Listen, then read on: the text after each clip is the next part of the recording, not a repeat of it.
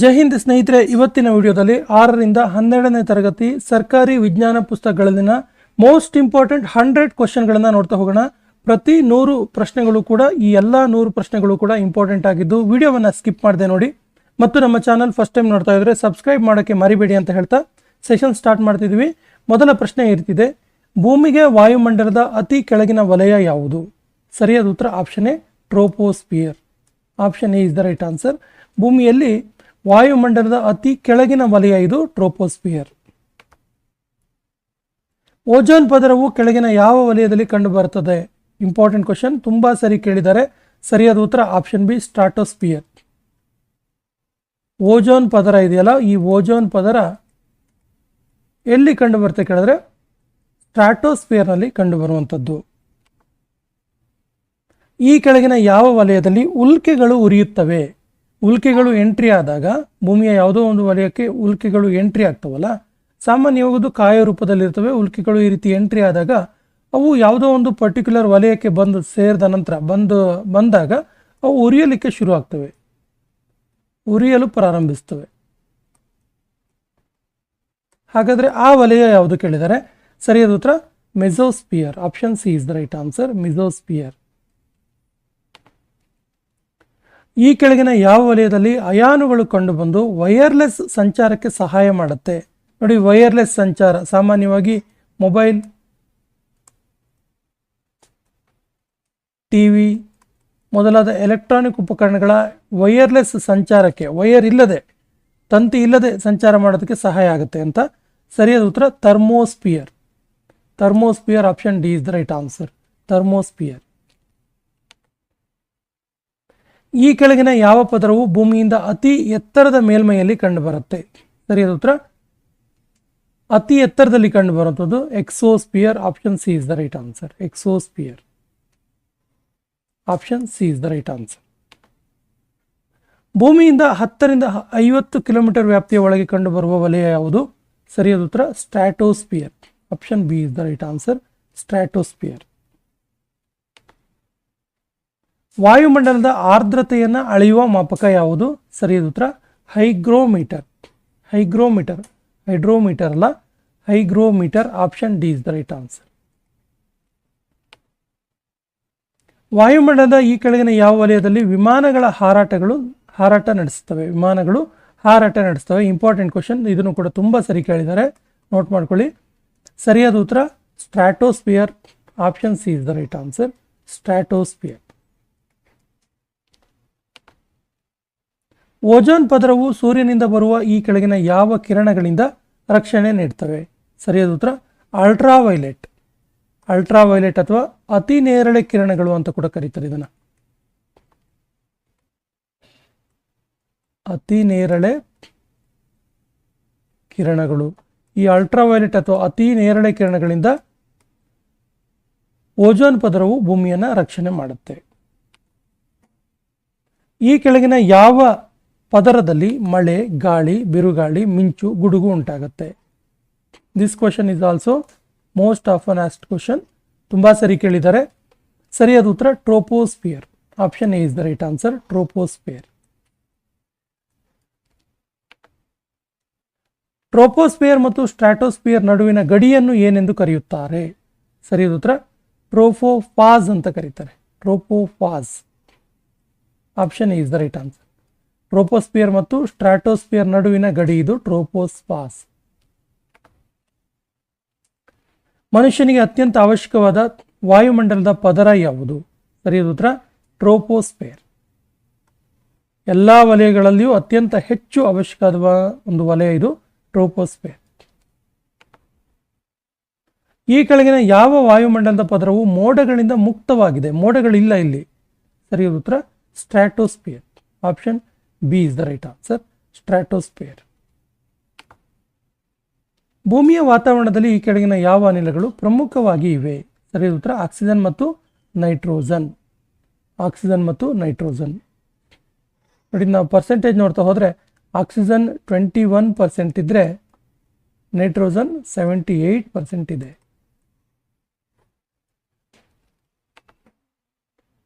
Radio ಪ್ರಸಾರಕ್ಕೆ ಅನುಕೂಲ ಮಾಡುವ ವಾಯುಮಂಡಲದ ಪದರ ಯಾವುದು? ಸರಿಯಾದ ಉತ್ತರ ಥರ್ಮೋಸ್ಫಿಯರ್.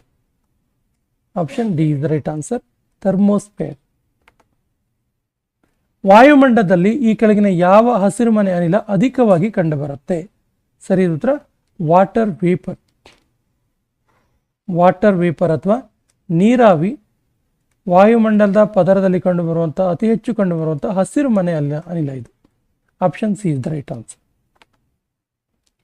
ವಾಯುಮಂಡಲದಲ್ಲಿ ಆರ್ಗಾನ್ ಎಷ್ಟು ಪ್ರತಿಶತ ಇರುತ್ತೆ? ಸರಿಯಾದ ಉತ್ತರ 1% ಇರುತ್ತೆ. ನೋಡಿ, ವಾಯುಮಂಡಲದಲ್ಲಿ ಆರ್ಗಾನ್, ನಿಯಾನ್, ಕ್ರಿಪ್ಟಾನ್, ಕ್ಸೆನಾನ್ ಇವೆಲ್ಲ ಇರ್ತವೆ. ಸೊ ಇದರಲ್ಲಿ ಆರ್ಗಾನ್ ಇದೆಯಲ್ಲ, ಇದು 1% ಇರುತ್ತೆ. ಸ್ನೇಹಿತರೆ, ಭೂಮಿಯ ವಲಯಗಳ ಬಗ್ಗೆ ಮಾತಾಡ್ತಾ ಹೋದರೆ ಇದನ್ನು ನಾವು ಭೂಮಿ ಅಂತ ಕನ್ಸಿಡರ್ ಮಾಡಿದ್ರೆ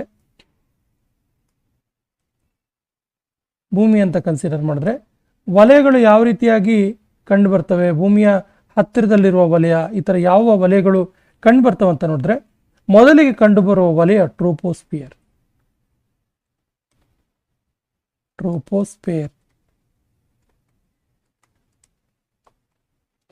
ಟ್ರೋಪೋಸ್ಫಿಯರ್ನ ನಂತರ ಸ್ಟ್ರಾಟೋಸ್ಫಿಯರ್,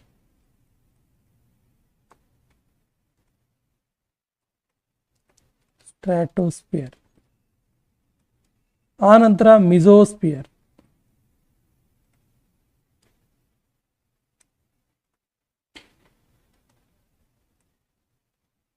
ಮಿಸೋಸ್ಫಿಯರ್ನ ನಂತರ ಥರ್ಮೋಸ್ಫಿಯರ್,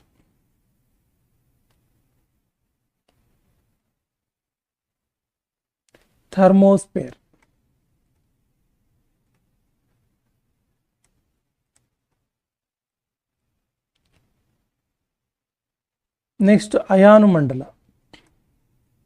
ಅಯೋನೋಸ್ಫಿಯರ್, ಕೊನೆಯದು ಎಕ್ಸೋಸ್ಫಿಯರ್. ಈ ರೀತಿಯಾಗಿ ಭೂಮಿಯ ಹತ್ತಿರದ ಟ್ರೋಪೋಸ್ಫಿಯರ್, ನಂತರ ಸ್ಟ್ರಾಟೋಸ್ಫಿಯರ್, ಮಿಸೋಸ್ಫಿಯರ್, ಥರ್ಮೋಸ್ಫಿಯರ್, ಅಯೋನೋಸ್ಫಿಯರ್ ಮತ್ತು ಎಕ್ಸೋಸ್ಫಿಯರ್ ಇರುತ್ತೆ. ಬಹಳ ಮುಖ್ಯವಾಗಿ ಟ್ರೋಪೋಸ್ಫಿಯರಲ್ಲಿ ಏನಾಗುತ್ತೆ ನೋಡಿದ್ರೆ, ಟ್ರೋಪೋಸ್ಫಿಯರ್ನಲ್ಲಿ ಒತ್ತಡ, ಮಾರುತ, ಮೋಡ, ಮಿಂಚು, ಗುಡುಗು, ಕಾಮನಬಿಲ್ಲು, ಮಳೆ, ಉಷ್ಣತೆ, ವಾಯು ಸಾರಿಗೆ ಇವೆಲ್ಲ ಆಗುತ್ತೆ ಟ್ರೋಪೋಸ್ಫಿಯರ್ನಲ್ಲಿ. ಸ್ಟ್ರಾಟೋಸ್ಫಿಯರ್ನಲ್ಲಿ ಹಾಗಾದರೆ ವಿಮಾನಗಳ ಹಾರಾಟ, ಇಲ್ಲಿ ಮೋಡ ಇರೋದಿಲ್ಲ, ಇಲ್ಲಿ ಮೋಡಗಳು ಕಂಡುಬರೋದಿಲ್ಲ, ವಿಮಾನಗಳ ಹಾರಾಟಕ್ಕೆ ವಿಶೇಷವಾಗಿ ಕಂಡುಬರುತ್ತೆ. ಮಿಸೋಸ್ಫಿಯರ್ನಲ್ಲಿ ಅತಿ ಶೀತ ವಲಯ ಇದು ಮಿಸೋಸ್ಫಿಯರ್. ಇನ್ನು ಥರ್ಮೋಸ್ಫಿಯರ್ ಇದೆಯಲ್ಲ, ಇಲ್ಲಿ ಎರಡು ರೀತಿಯ ವಲಯ ಇರುತ್ತೆ, ಒಂದು ಬಾಹ್ಯ ವಲಯ, ಇನ್ನೊಂದು ಅಯಾನು ವಲಯ ಅಂತೇಳಿ. ಇನ್ನು ಅಯಾನು ವಲಯವನ್ನು ನೋಡಿದ್ರೆ ಇಲ್ಲಿ ಅಂತರಿಕ್ಷ ಬಾಹ್ಯಾಕಾಶ ನಿಲ್ದಾಣವಿದೆ, ಇಲ್ಲಿ ಇಂಟರ್ನ್ಯಾಷನಲ್ ಸ್ಪೇಸ್ ಸ್ಟೇಷನ್ ಇದೆ ಅಯಾನು ವಲಯದಲ್ಲಿ. ಎಕ್ಸೋಸ್ಫಿಯರ್ ಅತ್ಯಂತ ಹೊರಗಿನ ವಲಯ, ಇಲ್ಲಿ ಕಾಂತತ್ವ ವಲಯ ಅಂತ ಕೂಡ ಇದನ್ನ ಕರೀತಾರೆ. ಈ ಎಲ್ಲ ಅಂಶಗಳು ಕೂಡ ಗೊತ್ತಿರಲಿ. ಮಾನವನ ಕಣ್ಣಿನ ಅತ್ಯಂತ ಹೊರ ಪದರ ಯಾವುದು? ಮಾನವನ ಕಣ್ಣಿನಲ್ಲಿರುವಂತಹ ಅತ್ಯಂತ ಹೊರ ಪದರ ಯಾವುದು? ಸರಿಯಾದ ಉತ್ತರ ಆಪ್ಷನ್ ಬಿ, ಸ್ಕ್ಲೀರಾ. ಮಾನವನ ಕಣ್ಣಿನ ಅತ್ಯಂತ ಹೊರ ಪದರ ಸ್ಕ್ಲೀರಾ. ಇದು ಗಟ್ಟಿಯಾದ ಬಿಳಿಯ ಪದರವಾಗಿದೆ.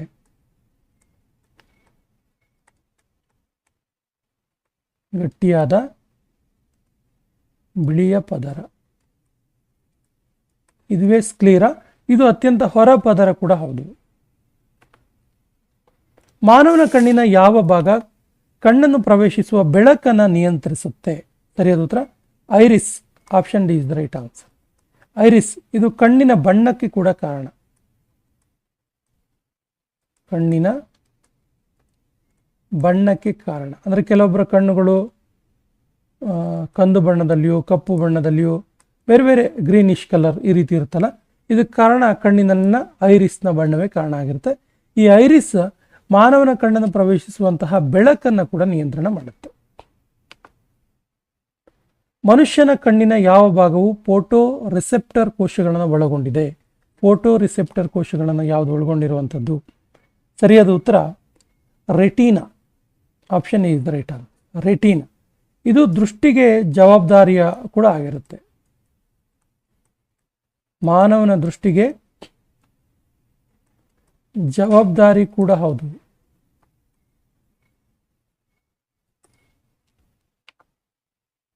ಮಾನವನಲ್ಲಿ ಕಣ್ಣಿನಲ್ಲಿ ಲೆನ್ಸ್ನ ಕಾರ್ಯವೇನು? ಮಾನವನ ಕಣ್ಣಿನಲ್ಲಿ ಲೆನ್ಸ್ ಇರುತ್ತಲ್ಲ, ಇದರ ಕೆಲಸ ಏನು? ಸರಿಯಾದ ಉತ್ತರ ಬೆಳಕು ಚದುರಿಸಿ ರೆಟಿನಾ ಮೇಲೆ ತಲುಪಿಸುವುದು. ಬೆಳಕನ್ನು ಚದುರಿಸಿ ರೆಟಿನಾ ಮೇಲೆ ಅದನ್ನು ತಲುಪಿಸುತ್ತೆ. ಮಾನವ ಕಣ್ಣಿನ ಯಾವ ಭಾಗವು ಜಲೀಯ ದ್ರವ್ಯವನ್ನು ಉತ್ಪಾದನೆ ಮಾಡುತ್ತೆ? ಕಣ್ಣೀರಿರುತ್ತಲ್ಲ, ಇದನ್ನು ಉತ್ಪಾದನೆ ಮಾಡುತ್ತೆ. ಸರಿ ಉತ್ತರ ciliary body. Option C is the right answer, ciliary body. ಮಾನವನ ಕಣ್ಣಿನ ಯಾವ ಭಾಗವನ್ನು ಸಾಮಾನ್ಯವಾಗಿ ಬ್ಲೈಂಡ್ ಸ್ಪಾಟ್ ಅಂತ ಕರೀತಾರೆ?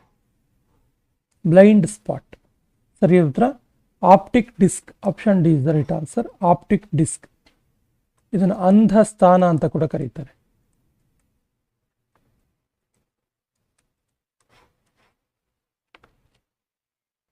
ಕಣ್ಣಿನ ಯಾವ ಸಂರಚನೆಯಲ್ಲಿ ಬಣ್ಣಗಳ ದೃಷ್ಟಿಗಳನ್ನು ಕೇಂದ್ರೀಕರಿಸಲು ಸಹಕಾರಿಯಾಗಿದೆ? ಸರಿ ಉತ್ತರ ಫೋವಿಯಾ. Option A is the right answer, ಫೋವಿಯಾ. ಇಲ್ಲಿ ಅತಿ ಹೆಚ್ಚು ಕೋನ್ಗಳಿರ್ತವೆ, ಅತಿ ಹೆಚ್ಚು ಕೋನ್ಸ್ ಇರುತ್ತವೆ.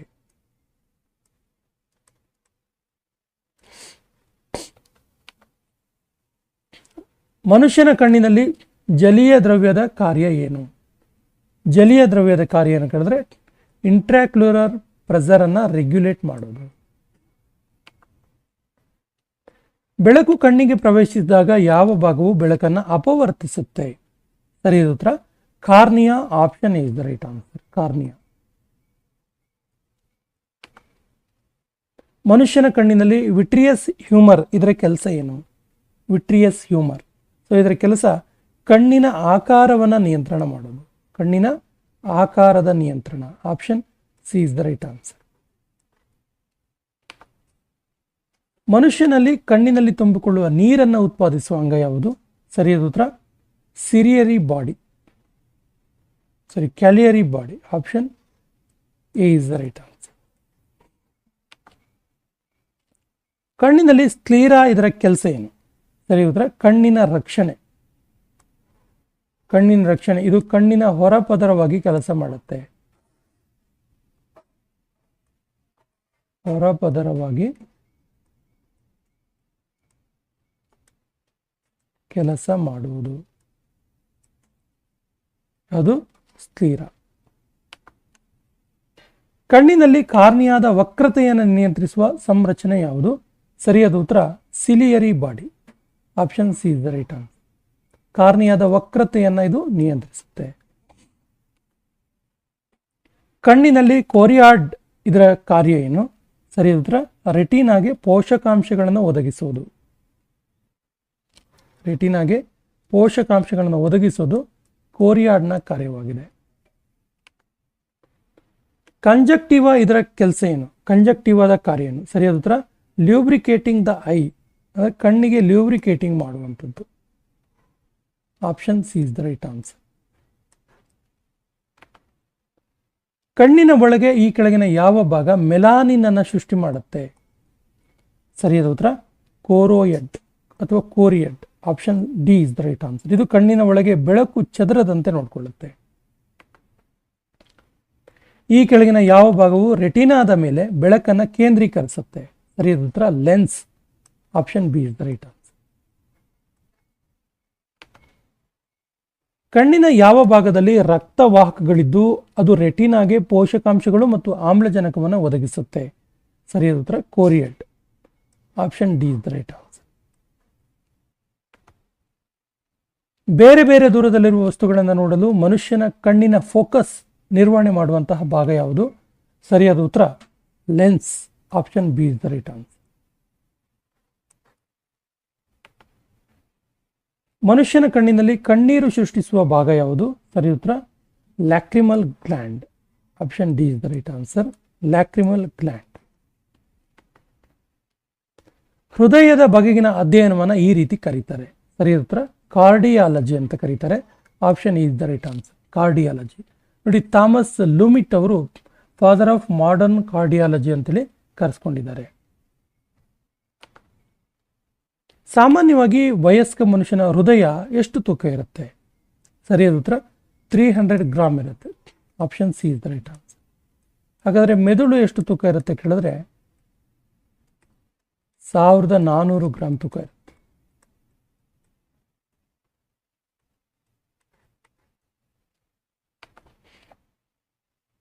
ಹೃದಯವನ್ನು ಆವರಿಸುವ ಪೊರೆಗೆ ಏನೆಂದು ಕರೆಯುತ್ತಾರೆ? ಸರಿಯಾದ ಉತ್ತರ ಪೆರಿಕಾರ್ಡಿಯಂ ಅಂತ ಕರೀತಾರೆ. Option A is the right answer, ಪೆರಿಕಾರ್ಡಿಯಂ.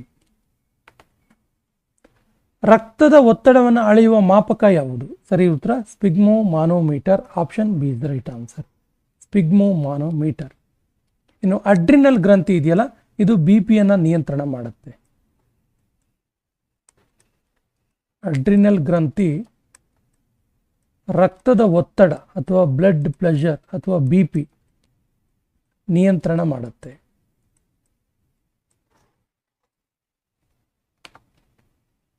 ಸಾಮಾನ್ಯ ವಯಸ್ಕ ವ್ಯಕ್ತಿಯ ರಕ್ತದ ಒತ್ತಡ ಎಷ್ಟಿರುತ್ತೆ? ಸರಿ ಉತ್ತರ 120/80 mm ಇರುತ್ತೆ.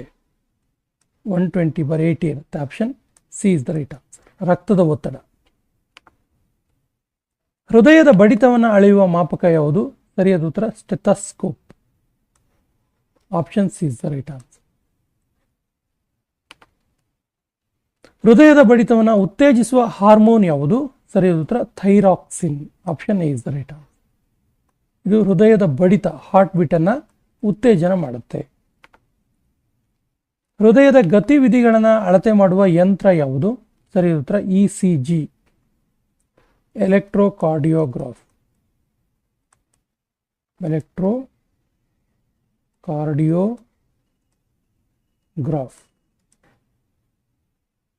ಇದು ಹೃದಯದ ಗತಿವಿಧಿಗಳನ್ನು ಅಳತೆ ಮಾಡುವಂತಹ ಒಂದು ಯಂತ್ರವಾಗಿದೆ. ಇನ್ನು ಮೆದುಳಿನ ಗತಿವಿಧಿ ಅಳತೆ ಮಾಡುವ ಯಂತ್ರ ಯಾವುದು ಕೇಳಿದ್ರೆ EEG.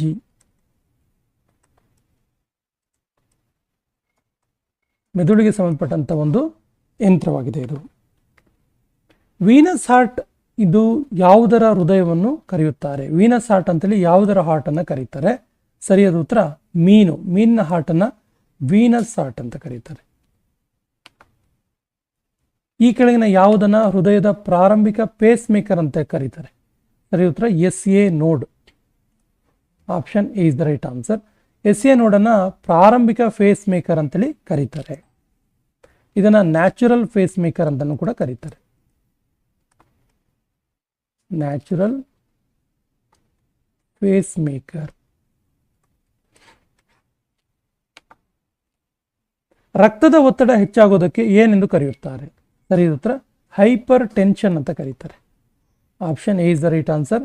ರಕ್ತದ ಒತ್ತಡ BP, ಬ್ಲಡ್ ಪ್ರೆಷರ್ ಹೆಚ್ಚಾಗೋದಕ್ಕೆ ಏನಂತ ಕರೀತಾರೆ? ಹೈಪರ್ ಟೆನ್ಷನ್ ಅಂತ ಕರೀತಾರೆ. ರಕ್ತದ ಒತ್ತಡ ಕಡಿಮೆ ಆಗೋದಕ್ಕೆ ಏನಂತ ಕರೀತಾರೆ ಹಾಗಾದ್ರೆ?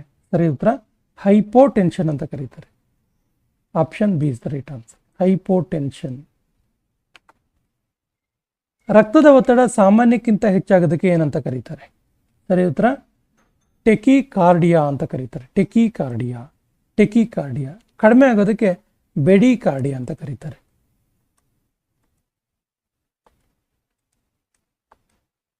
ರಕ್ತದ ಒತ್ತಡ ಅಥವಾ BP ಸಾಮಾನ್ಯಕ್ಕಿಂತ ಕಡಿಮೆ ಆದರೆ ಬೆಡಿಕಾರ್ಡಿಯಾ, ಸಾಮಾನ್ಯಕ್ಕಿಂತ ಹೆಚ್ಚಾದರೆ ಟೆಕಿಕಾರ್ಡಿಯಾ.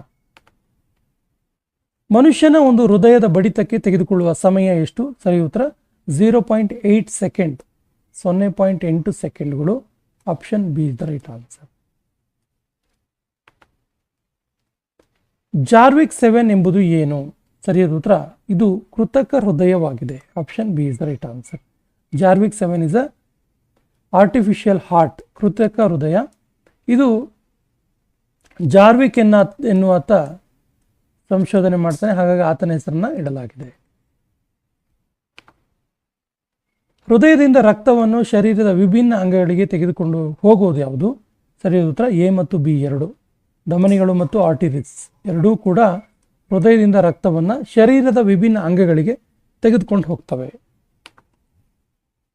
ಮನುಷ್ಯನ ಹೃದಯದಲ್ಲಿ ರಕ್ತದಲ್ಲಿ RBC, ರೆಡ್ ಬ್ಲಡ್ ಸೆಲ್ಸ್, ಕೆಂಪು ರಕ್ತ ಕಣಗಳು ಹೆಚ್ಚಾದರೆ ಯಾವ ರೋಗ ಬರುತ್ತೆ? ಸರಿ ಉತ್ತರ ಪಾಲಿಸೈಥಿಮಿಯಾ ಎನ್ನುವಂಥ ರೋಗ ಬರುತ್ತೆ. Option A is the right answer. ಮಾನವನ ದೇಹದಲ್ಲಿ RBC ಸಂಖ್ಯೆ ಕಡಿಮೆ ಆದರೆ, ರೆಡ್ ಬ್ಲಡ್ ಸೆಲ್ಸ್, ಕೆಂಪು ರಕ್ತ ಕಣಗಳ ಸಂಖ್ಯೆ ಕಡಿಮೆ ಆದರೆ ಯಾವ ರೋಗ ಬರುತ್ತೆ? ಸರಿಯಾದ ಉತ್ತರ ಅನೀಮಿಯಾ ಎನ್ನುವಂಥ ರೋಗ ಬರುತ್ತೆ. ರಕ್ತಹೀನತೆ, ಅನೀಮಿಯಾ. ಮಾನವ ಶರೀರದಲ್ಲಿ WBC, ವೈಟ್ ಬ್ಲಡ್ ಸೆಲ್ಸ್ ಅಧಿಕ ಆದರೆ ಯಾವ ರೋಗ ಬರುತ್ತೆ? ಬಿಳಿ ರಕ್ತ ಕಣಗಳು ಹೆಚ್ಚಾದರೆ ಯಾವ ಕಾಯಿಲೆ ಬರುತ್ತೆ? ಸರಿ ಉತ್ತರ ಲ್ಯುಕೇಮಿಯಾ ಅನ್ನುವಂಥ ರೋಗ ಬರುತ್ತೆ. Leukaemia. Option D is the right answer. ಮಾನವ ಶರೀರದಲ್ಲಿ WBC ವೈಟ್ ಬ್ಲಡ್ ಸೆಲ್ಸ್ ಬಿಳಿ ರಕ್ತ ಕಣಗಳು ಕಡಿಮೆ ಆದರೆ ಯಾವ ರೋಗ ಬರುತ್ತೆ? ಸರಿ ಉತ್ತರ ಲ್ಯುಕೋಪೀನಿಯಾ ಎನ್ನುವಂಥ ರೋಗ ಬರುತ್ತೆ. ಲ್ಯುಕೋಪೀನಿಯಾ. ಲ್ಯುಕೇಮಿಯಾ ಯಾವುದು? WBC ಹೆಚ್ಚಾದರೆ, ಬಿಳಿ ರಕ್ತ ಕಣಗಳು ಹೆಚ್ಚಾದರೆ. ಲ್ಯುಕೋಪೀನಿಯಾ ಅಂದರೆ WBC ಕಡಿಮೆ ಆದರೆ.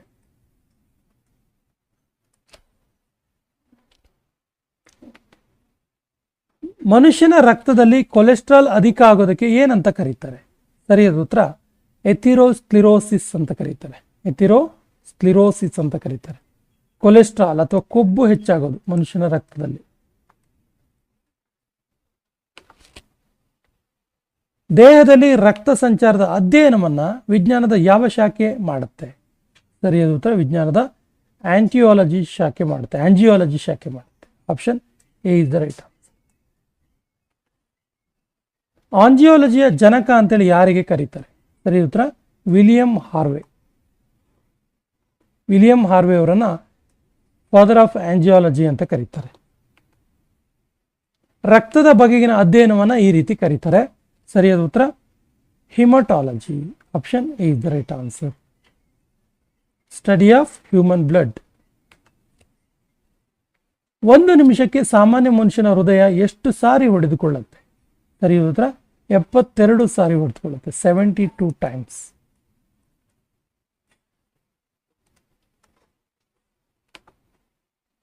ಮನುಷ್ಯನ ಹೃದಯದಲ್ಲಿ ಎಷ್ಟು ಕೋಣೆಗಳಿದ್ದಾವೆ? ಸರಿಯಾದ ಉತ್ತರ 4 ಕೋಣೆಗಳು.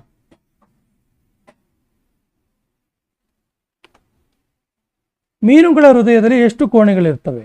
ಸರಿಯಾದ ಉತ್ತರ ಮೀನುಗಳ ಹೃದಯದಲ್ಲಿ 2 ಕೋಣೆಗಳಿರ್ತವೆ. ಆದರೆ ಡಾಲ್ಫಿನ್ ಇದಕ್ಕೆ ಅಪವಾದ. ಯಾಕಂದರೆ ಡಾಲ್ಫಿನ್ ಹೃದಯದಲ್ಲಿ 4 ಕೋಣೆಗಳಿರ್ತವೆ ಮತ್ತು ಬ್ಲೂ ವೇಲ್ ನೀಲಿ ತಿಮಿಂಗಲದ ಹೃದಯದಲ್ಲೂ ಕೂಡ 4 ಕೋಣೆಗಳಿರ್ತವೆ. ಸಾಮಾನ್ಯ ಮೀನಿನಲ್ಲಿ 2 ಕೋಣೆಗಳಿರ್ತವೆ. ಅತ್ಯಂತ ಹೆಚ್ಚು ಹೃದಯದ ಕೋಣೆಗಳು ಈ ಕೆಳಗಿನ ಯಾವುದರಲ್ಲಿ ಕಂಡುಬರುತ್ತೆ? ಸರಿ ಉತ್ತರ ಜಿರಳೆಗಳಲ್ಲಿ. ಗಮನಿಸಿ, ಜಿರಳೆಯ ಹೃದಯದಲ್ಲಿ 13 ಕೋಣೆಗಳಿವೆ. ನೋಡಕ್ಕೆ ಚಿಕ್ಕ ಜೀವಿ ಆದರೂ ಕೂಡ 13 ಕೋಣೆಗಳಿವೆ ಇದರ ಹಾರ್ಟಲ್ಲಿ. ಪ್ರಪಂಚದ ಮೊದಲ ಕೃತಕ ಹೃದಯವನ್ನು ಕೆಳಗಿನ ಯಾರು ಜೋಡಿಸಿದ್ರು? ಸರಿಯಾದ ಉತ್ತರ Christian Barnard. Option is the right answer. Christian Barnard December 3, 1967ರಲ್ಲಿ ಫಸ್ಟ್ ಟೈಮ್ ಹಾರ್ಟ್ ಸರ್ಜರಿಯನ್ನು ಮಾಡ್ತಾರೆ. ಕೃತಕ ಹೃದಯವನ್ನು ಫಸ್ಟ್ ಟೈಮ್ ಜೋಡಿಸಿದ್ದು. ಮನುಷ್ಯನ ಹೃದಯದಿಂದ ಸಾಮಾನ್ಯವಾಗಿ 1 ನಿಮಿಷಕ್ಕೆ ಎಷ್ಟು ಲೀಟರ್ ರಕ್ತ ಪಂಪ್ ಆಗುತ್ತೆ? ಸರಿಯಾದ ಉತ್ತರ 5 ಲೀಟರ್. ಸಾಮಾನ್ಯವಾಗಿ 5 ಲೀಟರ್ ರಕ್ತ ಪಂಪ್ ಆಗುವಂಥದ್ದು ಮನುಷ್ಯನ ದೇಹದಿಂದ 1 ನಿಮಿಷಕ್ಕೆ. ಮಾನವನ ತಲೆಬುರುಡೆಯಲ್ಲಿ ಎಷ್ಟು ಮೂಳೆಗಳಿರ್ತವೆ? ಸರಿಯಾದ ಉತ್ತರ 8 ಮೂಳೆಗಳಿವೆ. ಮನುಷ್ಯನ ಸ್ಕಲ್ ಅಥವಾ ತಲೆಬುರುಡೆ.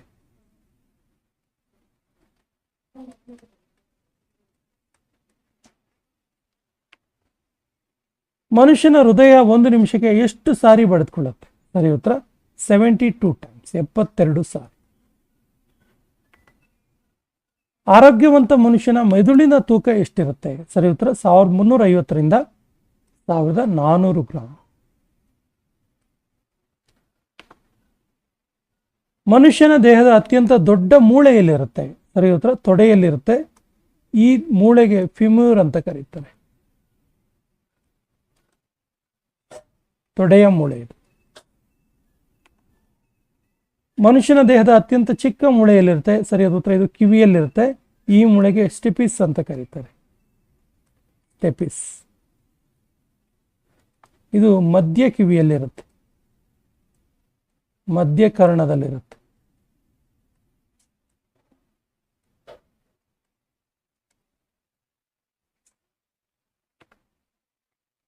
ಮನುಷ್ಯನ ದೇಹದ ಅತ್ಯಂತ ಗಟ್ಟಿಯಾದ ಮೂಳೆ ಯಾವುದು?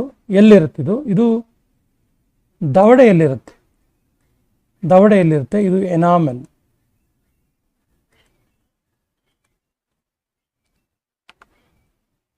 ಮನುಷ್ಯನ ಸೌಂದರ್ಯದ ಅಧ್ಯಯನವನ್ನ ಏನಂತ ಕರೀತಾರೆ? ಸರಿ ಉತ್ತರ ಕೆಲೋಲಜಿ ಅಂತ ಕರೀತಾರೆ. Option C is the right answer.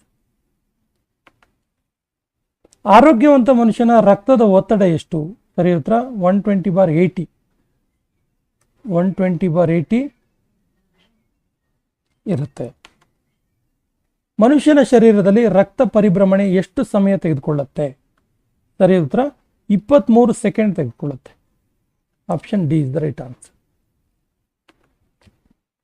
ಮನುಷ್ಯನ ದೇಹದಲ್ಲಿ ನೀರಿನ ಪ್ರಮಾಣ ಎಷ್ಟಿರುತ್ತೆ? ಸರಿ ಉತ್ತರ ನೀರಿನ ಪ್ರಮಾಣ ಮನುಷ್ಯನ ದೇಹದಲ್ಲಿ ಎಷ್ಟಿರುತ್ತೆ ಕೇಳಿದ್ರೆ ನೀರಿನ ಪ್ರಮಾಣ 60ರಿಂದ 80% ಇರುತ್ತೆ. Option is the right answer. ಮನುಷ್ಯನ ದೇಹದಲ್ಲಿ ರಕ್ತದ ಪ್ರಮಾಣ ಎಷ್ಟಿರುತ್ತೆ ಹಾಗಾದ್ರೆ? ಸರಿಯಾದ ಉತ್ತರ ರಕ್ತದ ಪ್ರಮಾಣ 7% ಇರುತ್ತೆ. 7% ಇರುತ್ತೆ. ಮನುಷ್ಯನ ದೇಹದಲ್ಲಿ ರಕ್ತ ಎಷ್ಟಿರುತ್ತೆ? ಸರಿ ಉತ್ತರ 5ರಿಂದ 6 ಲೀಟರ್ ಇರುತ್ತೆ. 5ರಿಂದ 6 ಲೀಟರ್ ರಕ್ತ ಮನುಷ್ಯನ ದೇಹದಲ್ಲಿ ಇರುತ್ತೆ. 5 to 6 ಲೀಟರ್ ಬ್ಲಡ್ ಇರುತ್ತೆ.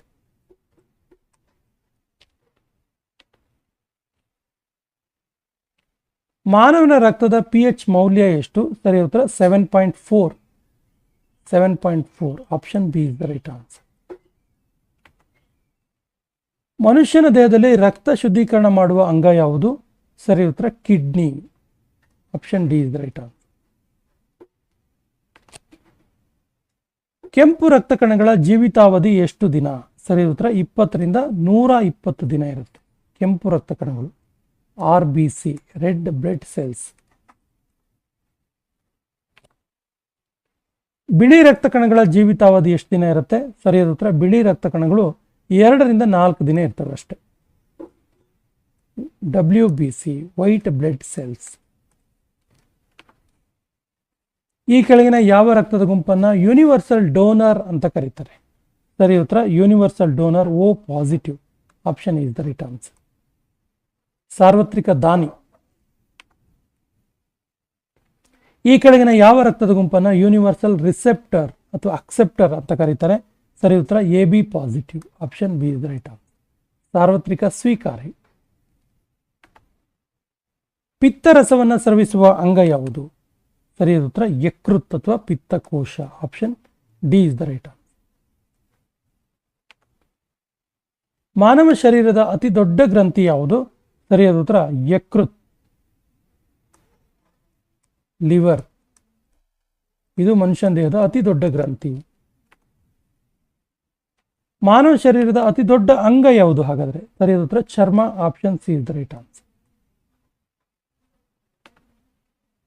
ಮಾನವ ಶರೀರದ ಅತಿ ಚಿಕ್ಕ ಗ್ರಂಥಿ ಯಾವುದು ಹಾಗಾದ್ರೆ? ಸರಿಯಾದ ಉತ್ತರ ಪಿಟ್ಯೂಟರಿ ಗ್ರಂಥಿ. Option A is the right answer.